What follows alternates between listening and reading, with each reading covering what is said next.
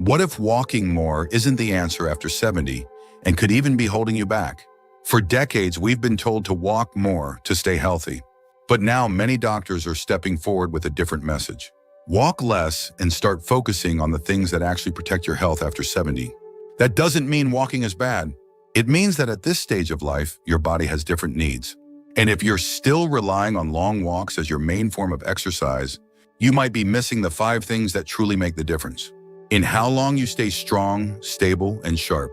In this video, we're going to talk about 5 essential practices that matter more than walking once you reach your 70s.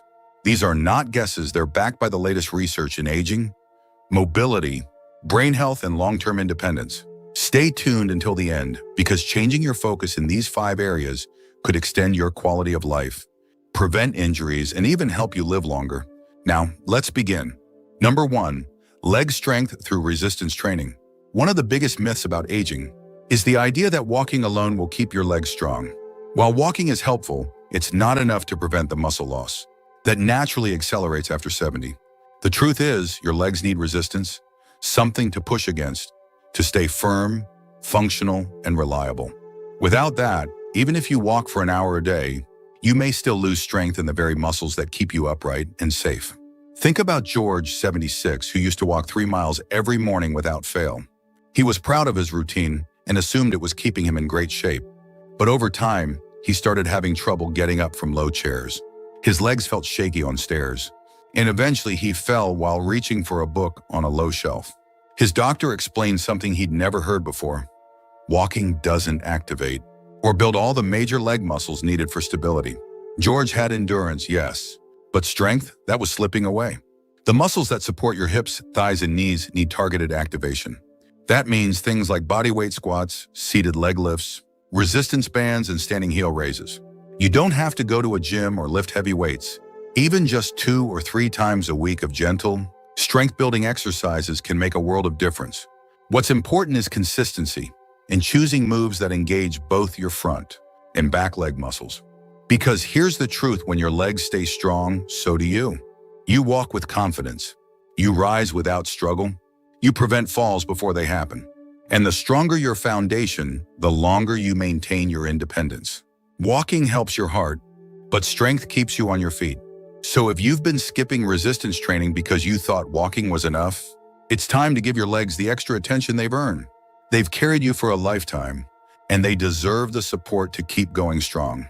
Number 2, balance and coordination exercises. After 70, one of the most overlooked areas of health is balance. You might assume that if you're still walking every day, your balance must be fine. But that's not always the case. Walking follows a predictable rhythm, one foot in front of the other, often on level ground and usually in a familiar setting. But real-life balance requires something more. The ability to react, to adjust, to stay upright when things don't go as planned. And unless you're training for it directly, you may be losing that edge without realizing it. Let's talk about Helen, 80. She took pride in her daily walk around the block. She moved well, kept a good pace, and rarely felt tired. But when her granddaughter accidentally dropped a ball in the kitchen and it rolled near her feet, Helen lost her footing and fell. It wasn't because she was weak or clumsy. It was because her body hadn't practiced recovering from sudden shifts in position. Her coordination was fading, even though she hadn't noticed it. Balance training can be simple and powerful. Standing on one leg while brushing your teeth, walking heel to toe along a hallway, or doing gentle exercises like Tai Chi or controlled marching in place. These practices strengthen the small muscles in your ankles and hips, and they rewire your brain to respond more quickly when something unexpected happens. That moment when you trip on a rug, miss a step, or turn too quickly, balance training helps you stay upright instead of going down. What's key is making it part of your weekly rhythm. Not just hoping your balance is okay, but actually testing and improving it. Because falls are the #1 cause of serious injury for people over 70, and they don't always come from weakness. They often come from a split second of lost control. That's why walking alone isn't enough. You need movements that teach your body to adjust, recover, and remain steady, no matter what life throws at you. So ask yourself, when was the last time you stood on one foot? Or turned quickly without grabbing for something? These aren't childish games, they're life-saving skills. And the more you train them now, the more likely you are to avoid the kind of fall that could take months or years to recover from. If you're still watching this video and finding these insights valuable, please comment number 2 below to let me know you're here. And if you haven't subscribed yet, I recommend you subscribe and turn on the bell so you don't miss any videos. Your support helps us continue creating good content to inform and inspire you. Now let's move forward. Number 3, joint protection through low-impact movement. As we age, our joints carry the weight of every step. We've taken decades of movement, effort, and wear. And while walking has benefits, too much of it, especially on hard surfaces, can slowly grind down the cartilage in your knees, hips, and ankles. After 70, it's not just about moving more, it's about moving smarter. And for many older adults, reducing repetitive impact and shifting to joint-friendly movement is one of the most important changes they can make. Consider Martin, 73, who used to walk 5 miles a day around his neighborhood. It was his favorite routine. But over time, his knees began to ache. He started hearing more cracking sounds when he stood up. Stairs became harder, and eventually he stopped walking. As far, not because he wanted to, but because it hurt. His doctor told him something surprising. The problem wasn't his activity, it was the way he was doing it. Long walks on concrete with stiff joints. We're putting slow, consistent stress on already aging cartilage. That's why low-impact movement becomes critical after 70. Exercises like gentle stretching, swimming, water aerobics, or cycling on a recumbent bike can keep you mobile without grinding your joints down. Even simple things like hip circles, seated mobility exercises, or floor-based stretching can bring relief and flexibility without the wear and tear of a long walk on hard pavement. The goal is to keep moving, but to do it in a way that respects the structure of your aging body. This doesn't mean you have to stop walking altogether.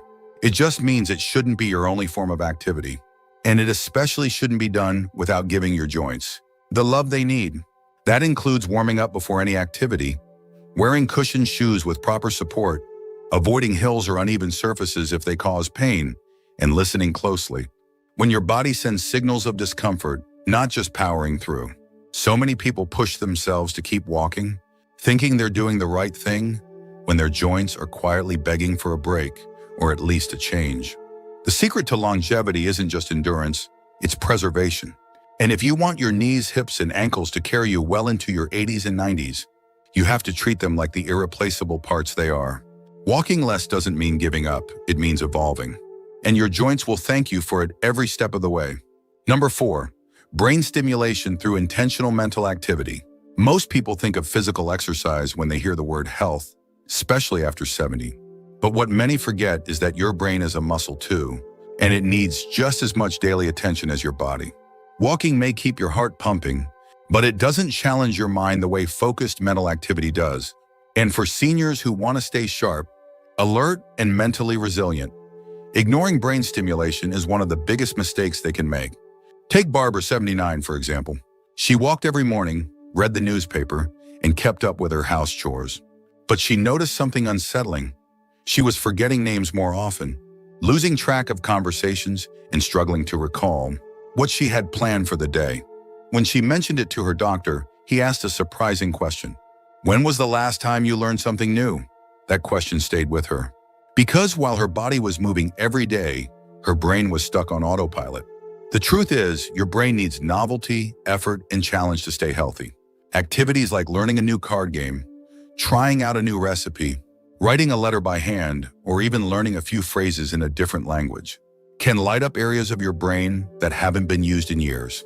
And it's not about doing it perfectly, it's about doing it actively.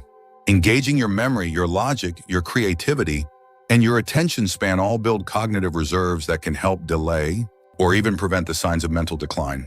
There's also a growing body of research showing that purposeful mental activity done regularly can improve mood, increase energy, and reduce the risk of depression, which is often underdiagnosed in older adults. And unlike walking, which can become routine and passive, mental activity forces your brain to stretch and adapt. So if your days are filled with the same patterns, watching the same shows, doing the same chores, reading the same headlines, it's time to shake things up. Pick up a puzzle, memorize a poem, join a discussion group, or challenge yourself with something just slightly outside your comfort zone. Because a healthy brain isn't built through routine, it's built through curiosity, attention, and effort. And the more you give your brain what it craves, the more it will reward you with clarity, confidence, and connection in the years ahead. If you're still watching this video and finding these insights valuable, please comment number 4 below to let me know you're here. And if you haven't subscribed yet, I recommend you subscribe and turn on the bell so you don't miss any videos. Your support helps us continue creating good content to inform and inspire you. Now let's move forward. Number 5, cardiovascular support through posture and breathing. At first glance, posture and breathing may seem too simple to make a real difference. But after 70, these two quiet habits play an outsized role in supporting your heart, brain, and overall vitality. You might walk every day and still find yourself out of breath, feeling lightheaded, or struggling with energy. And the reason isn't always your muscles. It's often how you breathe and how you hold your body. Most seniors were never taught how to breathe deeply. And over time, shallow chest breathing and slouch posture become automatic, limiting oxygen intake and placing more stress on the heart. Think of someone like Leonard, 78. He thought his breathlessness was due to aging. He wasn't overweight, he didn't smoke, and his walking routine hadn't changed in years. But during a physical therapy session after a minor surgery, the therapist noticed something else. Leonard's shoulders were always rounded forward, his chest collapsed, and he breathed in short, quick bursts. He had been walking with poor posture for years. It turned out his oxygen levels were dropping during those walks, making his heart work harder than it needed to. With simple breathing and alignment work, his energy returned in a matter of weeks. This is why diaphragmatic breathing, deep, belly-centered breathing, is so powerful. It activates your parasympathetic nervous system, helping you stay calm, focused, and well-oxygenated. It also reduces your blood pressure and improves circulation. Combine this with good posture, shoulders back, chin level, spine tall, and you create the best environment for your heart and lungs to work efficiently, especially during everyday movement. It's not about looking a certain way, it's about creating space inside your chest so your organs can do their jobs without being compressed. And here's the most important part, this kind of breathing and posture work can be done anywhere, at any time. While you're sitting, standing, lying in bed, or even walking.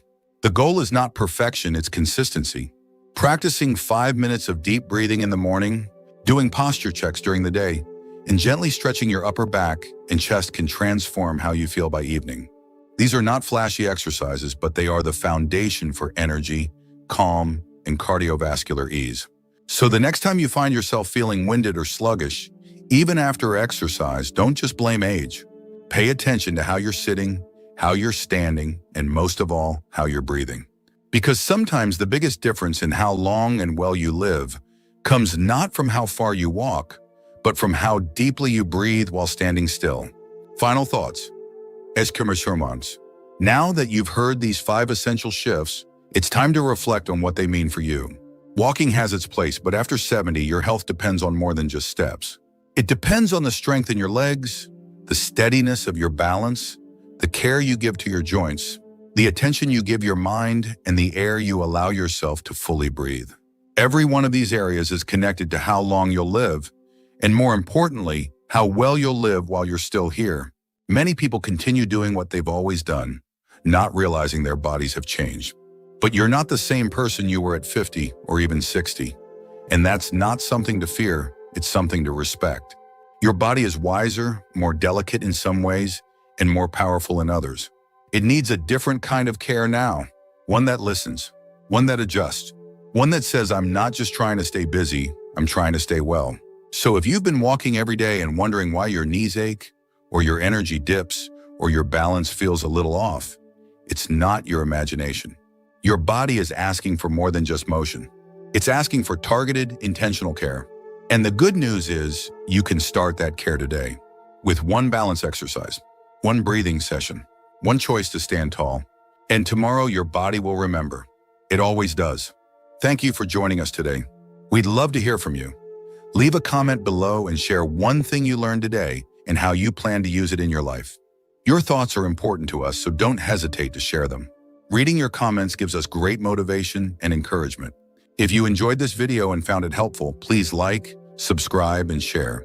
Your support helps us continue creating good content to inform and inspire you. Thanks for watching, and we look forward to seeing you in the next video.